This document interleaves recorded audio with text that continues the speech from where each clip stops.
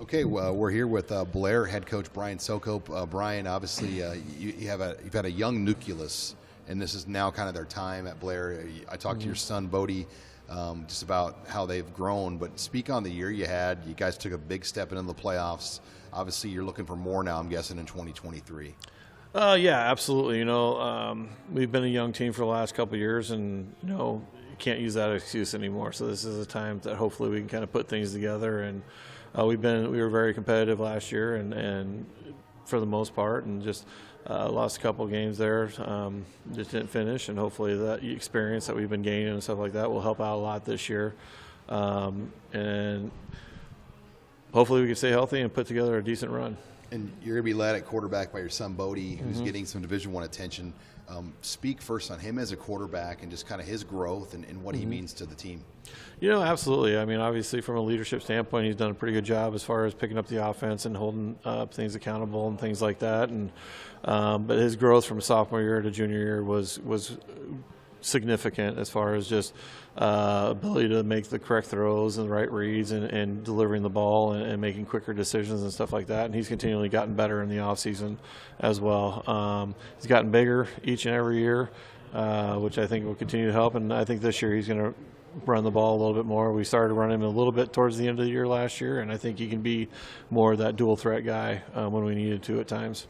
Sophomore season was a little bit of a wake-up call, and tried to focus on get better for my junior season, and it got better, and I'm looking forward to next year. Yeah, and you've gotten some good recruiting attention. You've been in some camps, events, games. Just kind of give us an idea of what's going on in your recruiting process thus far. Yeah, I went to some camps last summer, tried to get on my feet in the college era, and headed down to Iowa State, Nebraska, Kansas State, and Iowa really seemed to like me from the get-go, so they invited me to their annual tailgater for their top 20 recruits that they're looking at, and they invited me to that. Took some pictures and got a tour of the education facilities and around the campus and everything, and it was a really nice experience, and I enjoyed that a lot. And then Nebraska, went down to a game day visit there, had a good time there. And same thing with South Dakota State, just getting introduced to all that stuff. And then, speed matters in football, and you might have one of the fastest guys in Class B at receiver, Ethan Bessler, ran 10.69, took third in the 100.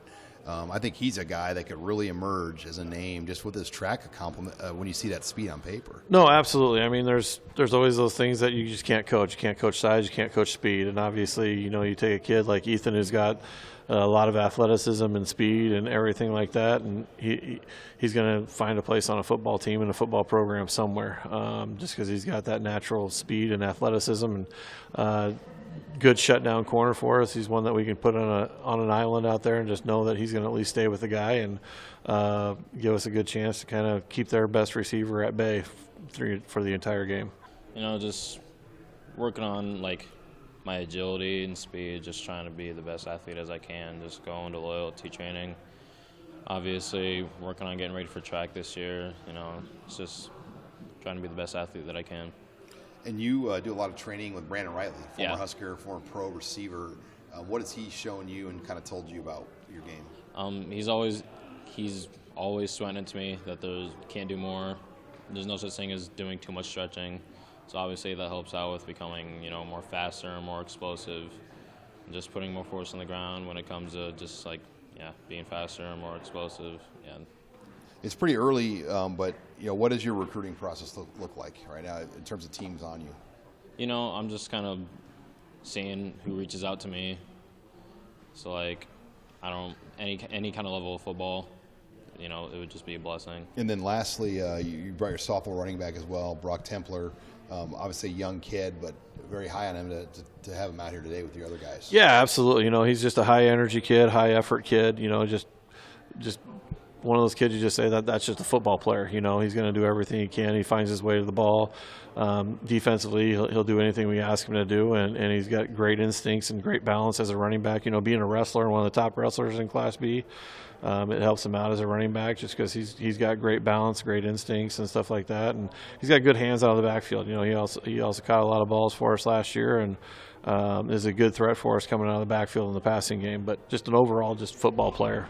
That's what I can say about Brock Templer. Well, I mean, it was really fun playing with all my buds, but I didn't really start off playing that much, and then kind of got worked in a little bit more and more, and then towards the end of the year I was the main guy, so I started the last couple games.